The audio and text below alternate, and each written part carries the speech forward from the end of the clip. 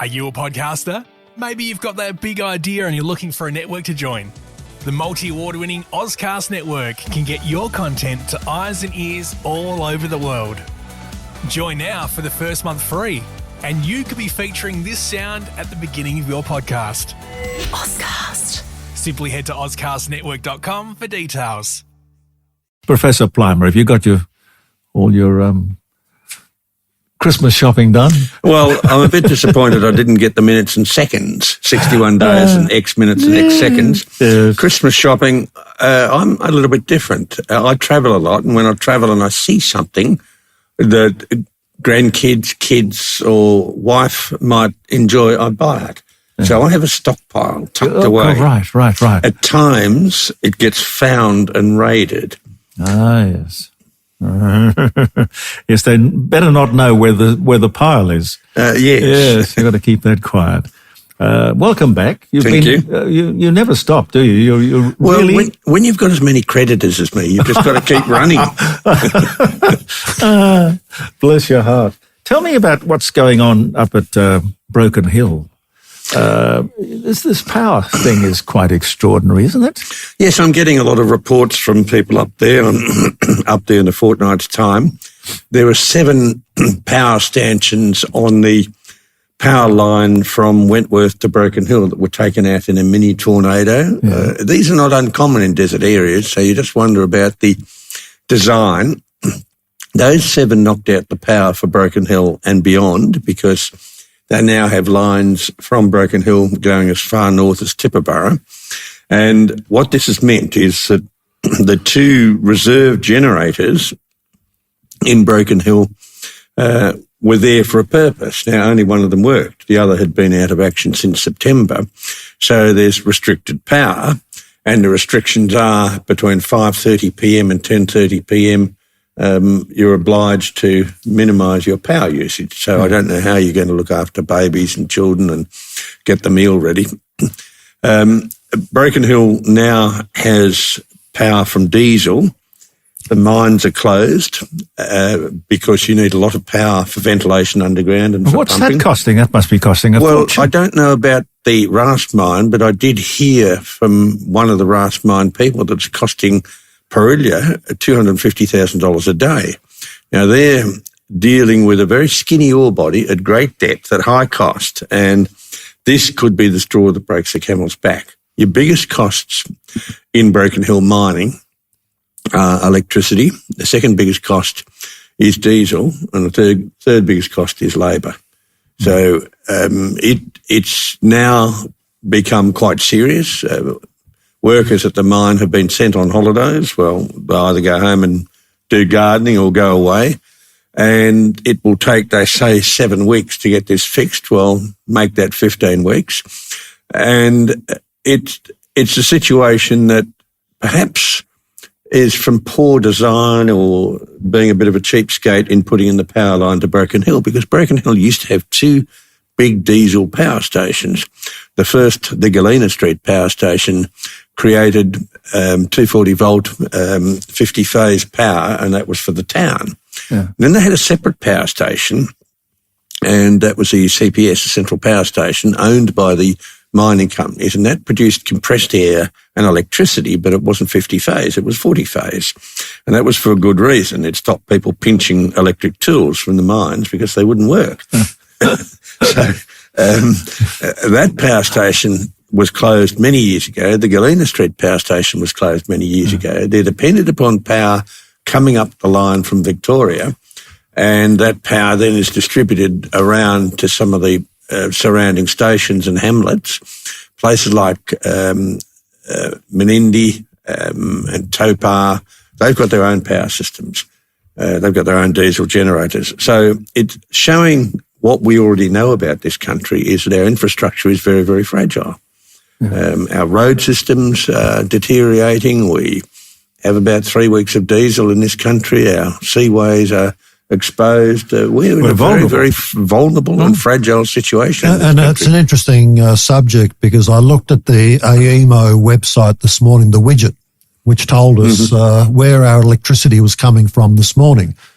And for all the hoopla and energy that we're putting into creating renewables, the reality was this morning, even in South Australia, the only exception to this was Tasmania, because they have hydroelectricity, which is very efficient over there, I might add. The reality is that Australia was running on fossil fuels.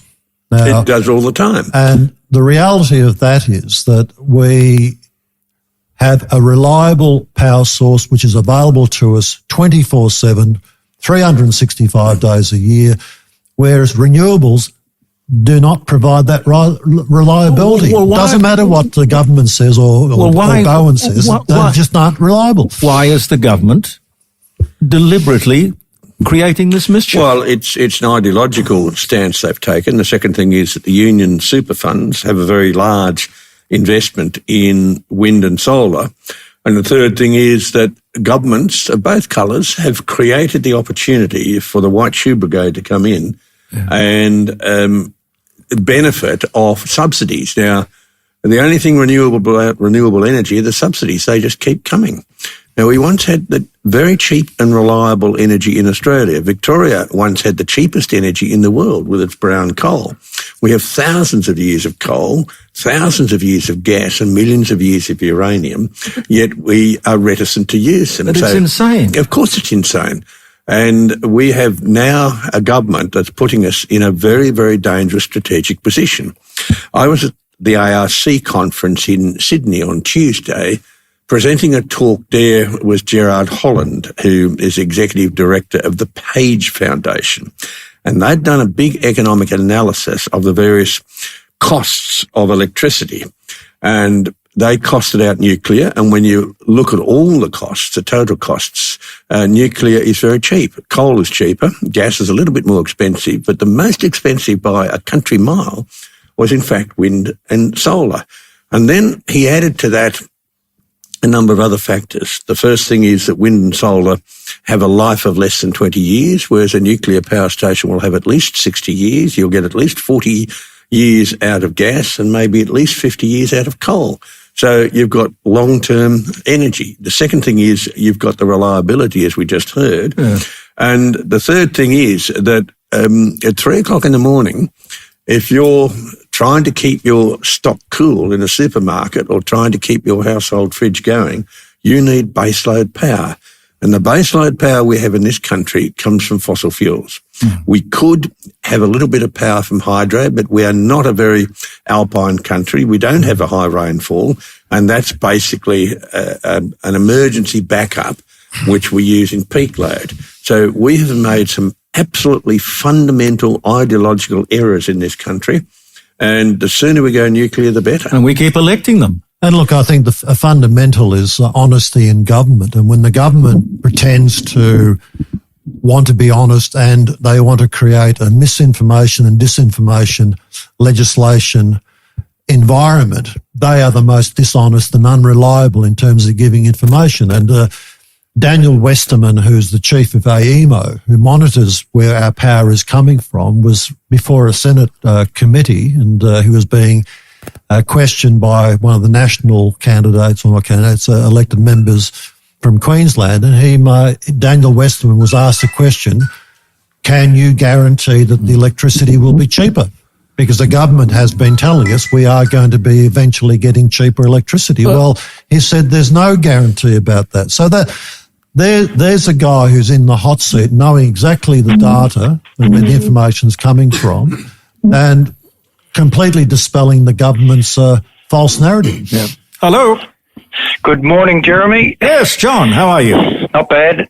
It sounded like Les in the background. Oh, that's me, John. And Professor Morning, Les. Plimer. Good morning to you. Morning. Now, I've got just a couple of quick things and then I'll be out of your space. The first one I'm going to raise. My wife went shopping to Coles here the other day, Wednesday it was, and the previous week she'd bought a thing called Buller Splits, which is like an ice cream with ice around it. $4.50 for the 10, right? And there are various fruit flavours. Goes there on Wednesday, $9. How much was it before? The week prior, as a special, $4.50. $4.50. And then this Wednesday, $9. Wow. That's called inflation. And when the government gives you an official inflation figure, it's actually a basket of groceries, and they're the normal things that we don't use. And I'm sure your ice cream is not in that basket, which is used to calculate inflation. And anyone who does the shopping, and I do it in our household, I know I use cash only, but I know my wallet gets emptied very quickly now compared with a year or two ago.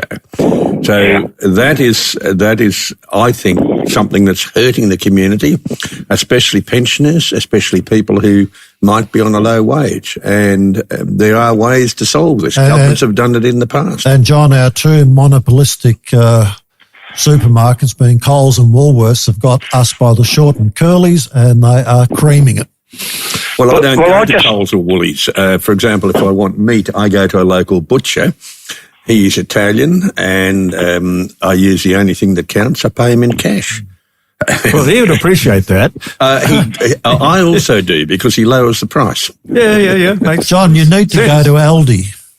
Yes.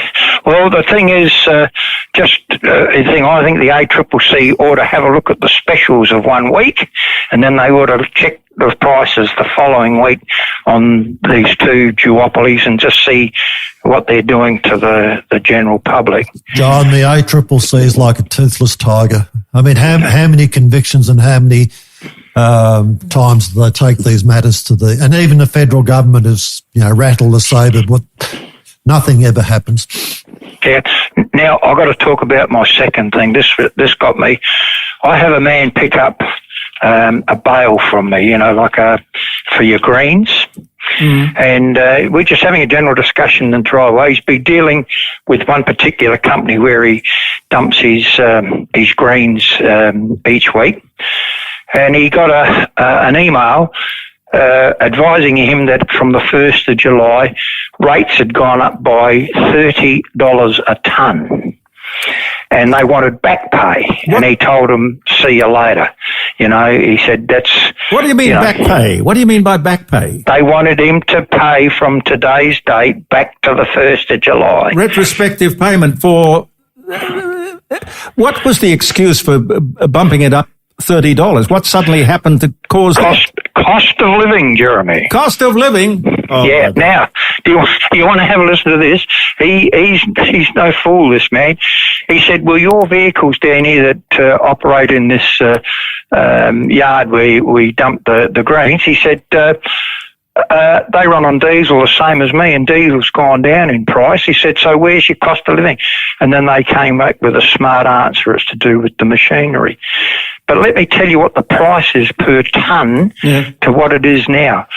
When he was dumping it back before July, if you like, $263 a tonne to dump his greens.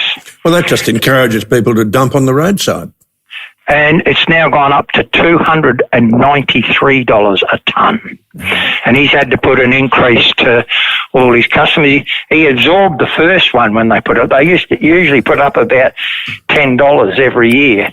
And he said, but, there's nothing for it. He said, that's just the fee to take it to the yard. And what this company does, they turn it into compost, bag it, and then sell it for... compost. Talk about double dipping. Thank you, John. No worries. Thank you, and enjoy the rest of your day, guys. Cheers. Bless you. I don't know, Professor, if you've heard, just going back to the energy thing, the CHOGM meeting of all of the heads of the Commonwealth in Samoa. They are now, I take it's sort of the island people. They are shaking down the Commonwealth. It's a shakedown, an honest-to-goodness shakedown. They are saying Australia and Canada and Great Britain, between us, we are responsible for 60% of global warming. 60%. And they have said they want us to cancel our fossil fuel industries. Stop, and stop it now. And I heard that the head of the UN was catastrophizing again this morning on the national broadcaster saying that we have to stop coal, we have to stop gas, we have to stop all of this. The idea is that we become a third world country and we save the planet. Well, I think the first thing to do is to let them know reality. They are dependent upon diesel from New Zealand and Australia to keep their power systems going. So we'll stop fossil fuel. We won't have any diesel go there. They're dependent upon imports from shipping. So we'll stop all the shipping because the ships... But do we have anybody over there in Samoa prepared to say this? Of course not. No. Of course not. And the third thing is the economy is dependent upon tourism. We just stop the flights. Well, it's fine. They can go back to what they were 300 years ago, be an isolated Pacific island. And I think that's the only way to behave. I think we've got to say, well, your actions have consequences. Yeah. These are the consequences. Yeah, it'd be very simple to try and get them to join the dots.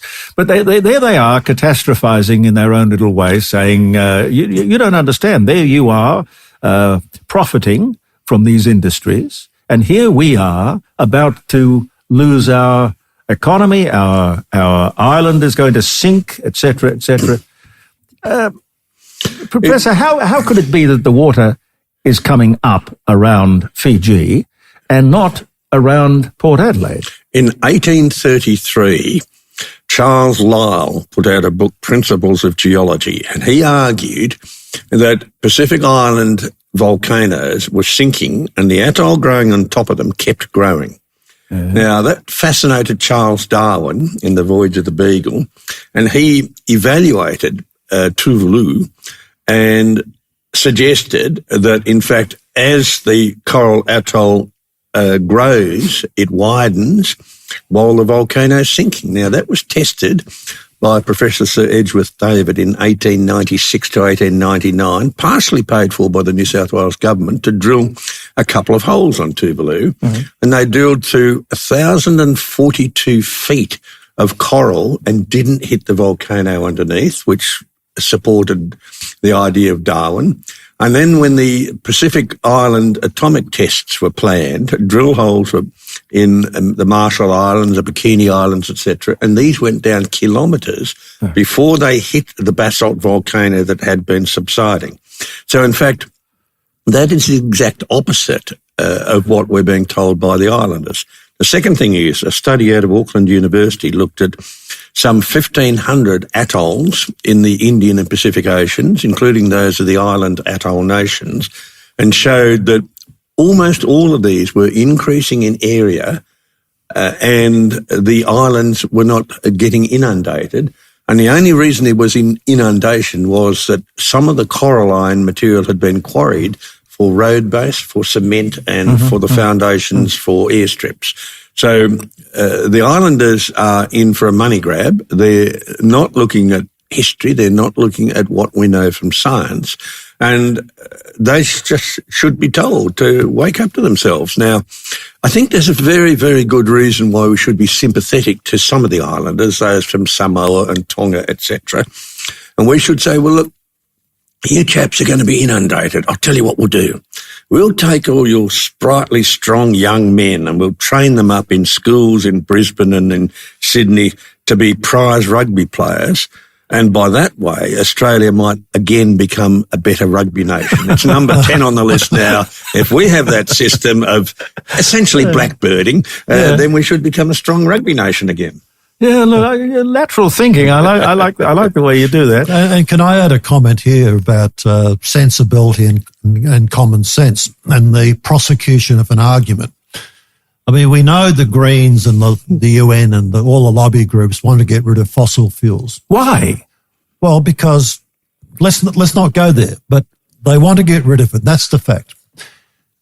What they have never, ever come up with in their argument so far to date is that all the products that come from fossil fuels, and let me just name one, and what is the solution to this?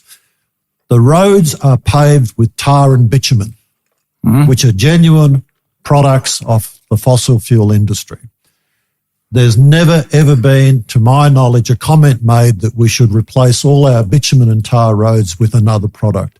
And if you were going to do that, what would that other product be? I mean, we're replacing petrol and diesel with EVs. We're replacing coal-fired with wind turbines. We're replacing with solar panels. But what do we replace our roads with? Well, there are about 6,000 products we use in our daily life that come from fossil fuels.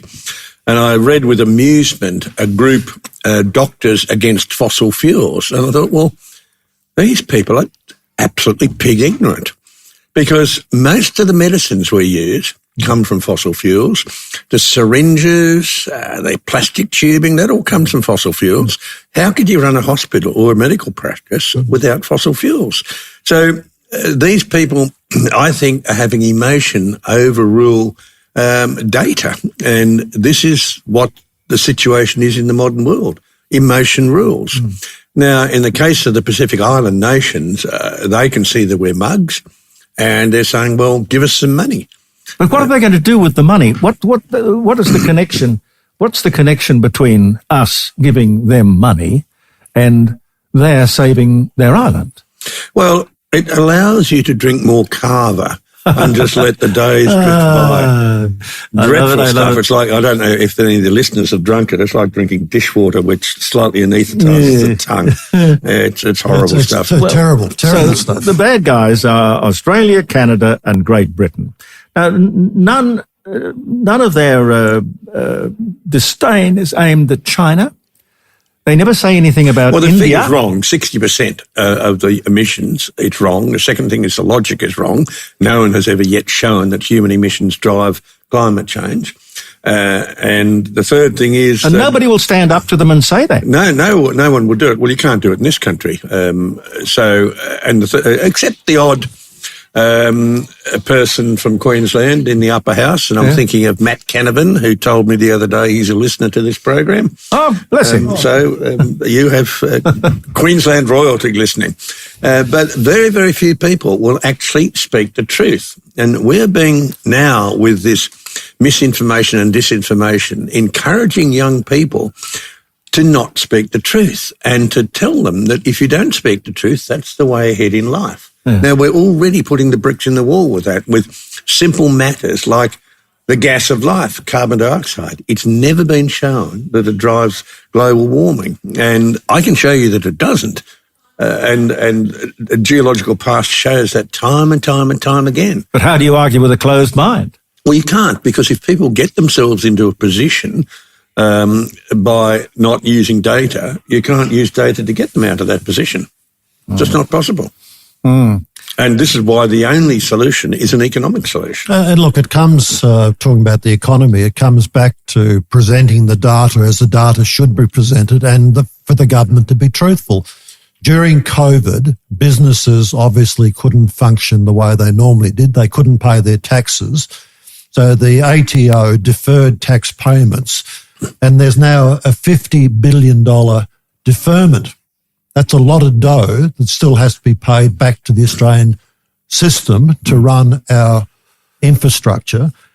During the last 12 months, if we look talking about the economy and analysing government performance, the Labor government performance under Anthony Albanese, there's been record business closures to the tune of 11,000 across Australia. And off the 11,000, 3,000 are builders. Now, there's a government who wants to build more accommodation for people, in Australians who don't have a roof over their heads, let alone the immigration that we don't need, because they need a roof over their head as well. With 3,000 builders going bust, what are we creating here? Now, that's the sort of data that the Australian public needs in their hands to make a decision when the next federal budget is delivered, and also the next federal election, because this government doesn't deserve to be in government. The way they're leading us, and Jim Chalmers very readily says how good he is and how good our country's going, but we are now the second on the list of highest inflation on the planet, only second to Slovakia of all countries, for God's sake. And we have huge debt. This is federal debt and state debt. In Victoria, the debt is frightening. Queensland's going the same way, although as a South Australian, I was a beneficiary of this. I got the train from Queensland, from Brisbane Central Station out to Cleveland, which is the end of the line. It's about an hour and a quarter train trip. Cost me 50 cents. And I thought, well, this is sending Queensland broke. I'm quite happy to pay whatever it was, $12 or $15 to do it, but it was 50 cents. And we'll see what Queenslanders think of that on Saturday night. Well, I think they're both promising the same thing, aren't they? Yeah, exactly. And once you have given a dog a bone, you can't take it away. So that's there for a long time. And that's our Pacific Islanders. So we've been giving the dogs the bone. I'm not calling them dogs, but we've been treating them well and our neighbours well. And we treat China very well. And look at the way China's quite happy to land-based us for our treatment of refugees, for God's sake. They're the ones rattling the sabre against Taiwan. They're the ones invading the South China Sea. Yeah. They're the ones controlling Australia, taking all our good shellfish and wine, etc., etc. It's about time Australia start to stand up for itself, I think. Well, to me, the insanity is that this government looks us square in the eye and says, no, we'll go on mining our coal and selling it to China, who will, of course, allow it to benefit the people and their industry and their standard of living and all the rest of it. They can take the benefit of our natural resource of coal, but you can't. Yeah. Well, it's worse. Chinese manufactures materials which we buy. So we're paying for the value added instead of adding the value ourselves. Mm-hmm. And it's a very, very fragile position we put ourselves in. Now, we do not have a manufacturing industry any longer in this country. I have reservations about living off digging holes in the ground and harvesting grain every year from the same patch of ground. But that's where we put ourselves. Yeah. Oh, boy. You heard about these forever chemicals, yes. Stuff like PFAS. Yes. They say it's in the water system in Sydney, the drinking water system. Now, I don't know that there's any conclusion as to how dangerous that is. It might be in just tiny, minute proportions. We're having the current government introduce huge tonnages of forever chemicals in the blades of wind turbines. And these forever chemicals are banned in most Western countries. These forever chemicals stay in the soil, stay in the waterways. So I think the government's got to get its house in order. There are forever chemicals, and we know that many of them come off turbine blades, others come off solar panels. So the government's got to get its own house in order before they start pointing their bone at other people. We do have some forever chemicals, which are very, very hard to break down, but we've seen over very long periods of time, and forever's not forever, and we do break these down. But in the life of humans, these are chemicals which are sitting there for a long time. And look, often governments will only react to the situation when the problem is immense. It's like the chlorofluorocarbons that were used as propellants in aerosol cans. It was only when the ozone layer was noted to be deteriorating that they actually did something about it. I mean, they would have known, but they let it get to a crisis position before they did something about it. And that's what it's all about nowadays. Governments run crisis management. However, with CFCs and the Montreal Accord, we now know from the past that there are cycles of chlorofluorocarbons in the atmosphere, that there are some volcanoes in polar areas that put out a lot of fluorine gases and chlorine and bromine gases. Mount Erebus is a very good example. We also know that sea spray that sits on ice is broken down by ultraviolet energy from sunlight, and so we get chlorine compounds in the atmosphere. So it's not a simple case of human CFCs creating an ozone hole. It may well be that we have a cyclical ozone hole, and this is related to other processes, especially volcanicity. Yeah. Professor, can you stay with us for a while? A little while. A little while? Good. I want to have a talk to Professor Daniel Gray from the Walter and Eliza Hall Institute. He's been doing work on this theory relating, I suppose, to apes. I don't know. You know how an ape will pound its chest? Yes. It is possible that this... Some women do that as well. I've noticed that. That what they're doing is to thump their thymus. saw that on Monday. which does Parliament. oh, that too, yeah. Which does something to the immune system because you whack your thymus thumb. yeah. We'll do that. We'll see. Are you a podcaster? Maybe you've got that big idea and you're looking for a network to join.